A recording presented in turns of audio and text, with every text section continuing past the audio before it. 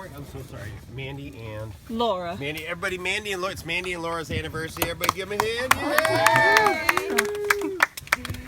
Yay! Hey, and Mandy was correct. It's a cottonwood. Okay, y'all know the cottonwood, messiest tree you ever met. Little white fuzzies. Matter of fact, like if you have a cottonwood in your yard, your neighbors secretly hate your gut. Your cottonwood's like plugging up their pool filter. Okay, but what this cottonwood's neat is if you look over to your right, you're looking at a 150-foot tall cottonwood. That's all one tree. The very top of it's just poking out of the dune. That bad boy was here when they clear cut the white pines. You'll notice it's still here. You know why? Because it's worthless. You can't do anything with it, but it has unique capability. It not only survives in the sand, but it thrives in the sand. Do y'all know why we call this a living dune? Oh, Jake, man, you failing me, brother. I mean, plants live. Moving. It's moving. Constantly moving, shifting, changing, makes it alive. And in a living dune, anything stationary such as this tree, it will become buried, unburied, or both.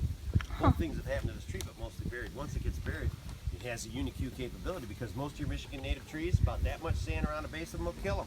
They choke, they rot, they die. This bad boy here, if you look at it, it sprouts roots right out of its branches or its trunk, or if you look over there, you see that branch that came across? That became a root. The branches here, if they start getting buried, they'll take a dive heading south and they'll sprout capillaries and they'll become a root. And what do roots do? Soak up water. They soak up water. Now check this out, people. People think it's dry out here. Au contraire, Mount Frere, I don't care wherever you go, how high, how dry, you get down 6 inches, you got wet sand. You dig down 3 to 4 foot, you'll get a bowl of water. There's water in them there dunes. Now, what kind of tweaks my melon about that whole thing is this. We're 350 foot in elevation above Lake Michigan, okay? Sand is porous, is it not? And we do have gravity. You would think that the water would sift down through the sand to about Lake Michigan level. Doesn't, does quite the opposite. Sand has a natural wicking effect. It's called capillary action. What that means is the water feels the need to fill all the little spaces in between the granules of sand.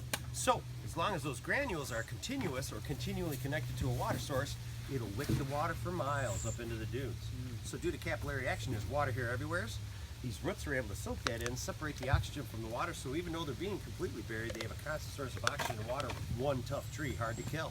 Do y'all know what a fulgurite is? Fulgurite?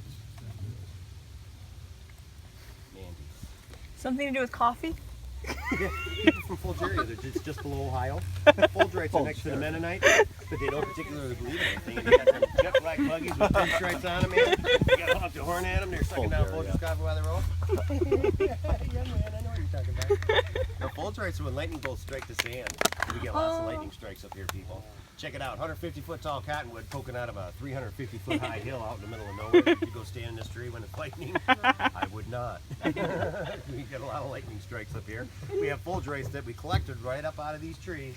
They're in a glass cabinet in our lodge. Lightning strikes the sand, superheats it, starts the process of changing sand to glass. That process is known as vitrification. The sand becomes vitrified. Looks like cigarette ash around the outside, pretty blue-green glass on the inside. That blue-green glass is what happens when you first start to heat sand to turn it into glass, okay? That blue-green glass, if you continue to heat it, it would eventually turn white. Continue to heat the white glass, it will eventually become clear see-through, giving you glass. It's just a matter of how hot and how long you heat it. Now, if I take a little sand and I put it in the palm of my hand and I'm looking at those little things, what am I looking at? What are those little things? Rocks. Yeah, brother. I knew I'd come through, Jake. He's correct. They're little teeny tiny rocks. Have you ever looked at it with a magnifying glass? It's the most bizarre thing you've ever seen. What you'll see is like little teeny tiny rocks. And what's even more bizarre is there's bazillions of them, and they're almost all the same size. They're not the same shape, but they're almost the same size. It's freaky. What's even freakier is if you look at it, you'll see, just like big rocks, red, green, blue, tan, black, white, orange, purple, see-through, yellow, gold, all manner of color. When you put all those colors of little teeny tiny rocks together, why does it look tan? Anybody know?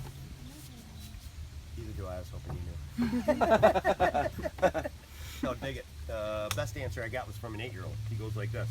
You know, you take those little trays of paint. I'm like, yeah. He says, you dip your brush in each one of the colors and you mix them all together and you get what? Brown. Brown. Then I took over. I'm like, yep. Then you let it bake in the sun for 100 years. You got what?